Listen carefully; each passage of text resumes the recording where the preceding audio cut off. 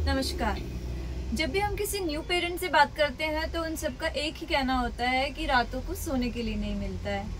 एक newborn baby का sleeping pattern parents को समझ में ही नहीं आता है कि वो कब सो रहा है और कब जाग रहा है। जब वो दिन में उसे अटेंड करते हैं तो वो सो जाता है, और जब वो रात को पेरेंट्स सोना चाहते हैं तो बेबी जाग जाता है।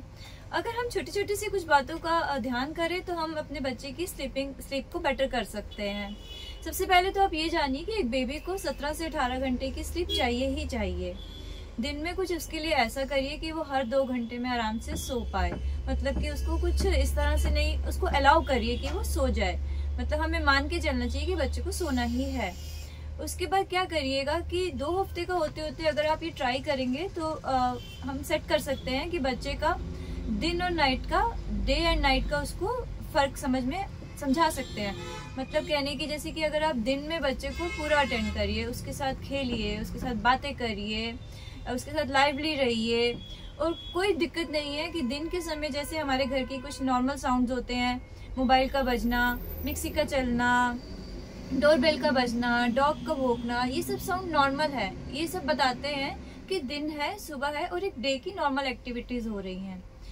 इसी तरह से जब रात का समय होता है तब क्या करिएगा कि सारी लाइट्स को डिम कर दीजिएगा, घर में शांति का माहौल बनाए रखिएगा।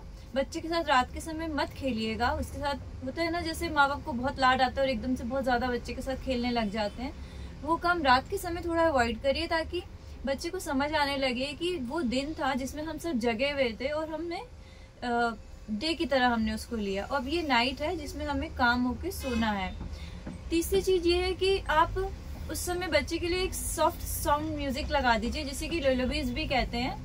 लुलाबीज आजकल टॉयज के अंदर आता है, जैसे कि जिनमें प्रोजेक्टर होता है या बच्चे का कॉर्ड मोबाइल होता है, उनके अंदर सॉफ्ट म्यूजिक आता है। तीसरा ये है कि अगर आप बच्चे को अच्छी साउंड स्लीप देना चाहते हैं तो रात के समय हमेशा ये करिए, एक तो उसकी बेडिंग चेंज करिए। जो डे में उसकी बेडिंग थी, वैसे तो हम बच्चे की बेडिंग बार बार चेंज करते हैं, लेकिन फिर भी सोते समय एकदम उससे फ्रेश बेडिंग उसकी लगाइएगा, उसकी शीट, उसका जो भी है जहाँ पे हम बच्चे को सुलाते हैं। अगर गर्मियों के दिन है तो आप उसको सोने से पहले एक अच्छा बाथ दीजिएगा, बच्चा एकदम फ्रेश हो जाता है। उसके कपड़े चेंज करिएगा। दिन भर में आप उसे चाहे जो भी बनाए, रात के समय आप उसको प्योर कॉटन और हल्का फुल्का सा लूज सा कपड़ा पहनाए, तो ताकि उसे सोने में कंफर्टेबल हो। उसका डायपर बदला हुआ होना चाहिए। और लास्ट इम्पोर्टेंट चीज़ है कि न्यूबॉर्न बेबी को अगर आप स्वेटर यूज़ करते हैं, स्वेटर जैसे कि ये मैं एक डमी को लपेट कर बैठी हुई हूँ, ये 2 तरह के होते हैं। एक तो ये जिसमें कि ये इस तरह का बना बनाया स्वेटर होता है, और एक ये जिसमें ये प्लेन क्लॉथ होता है और इसको आप रैप करते हैं।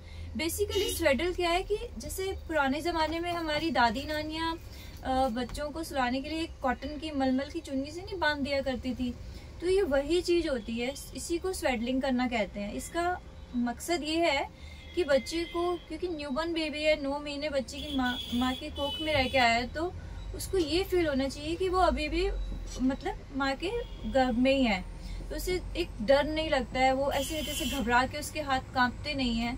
तो बेसिकली उस सिक्योरिटी और उस फीलिंग को देने के लिए हम बच्चे को स्वेडल करते हैं, और ये बहुत हेल्पफुल होता है। शुरू के 3 महीने तो इसे ज़रूर करना चाहिए, बच्चा बहुत अच्छी नींद लेता है। तो इस तरह से आप स्वेडल कर सकते हैं, चाहे प्लेन स्वेडल लीजिए, चाहे इस तरह का बना बनाया स्वेडल लीजिए।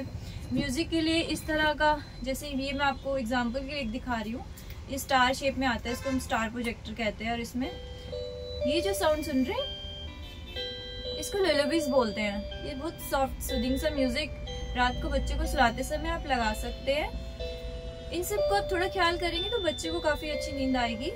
आई होप शायद ये आपको वीडियो मददफुल रहा हो, यूजफुल रहा हो। Thank you.